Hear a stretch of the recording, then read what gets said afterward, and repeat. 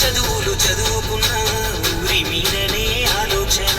ఉద్యోగాలే కాలదన్నీ ప్రజల వైపుకే అడుగేసిన సున్నితమైన మనసు ఉంది ఉక్కు వజ్ర సంకల్పం ఉంది ఆశలది మన కాలోజీ కవితా గుణమే సామికుంది చిన్న ఈడున పెన్నాడే సక్కని తల్లి శోభమ్మను రాముడంటి రంగరావుకు లక్ష్మణుడము పుట్టిన ఆడాళ్ళు అయ్యకు 9 మందమ్మో కడుపులో 2 కాయలు కేటీఆర్ కవితమ్మో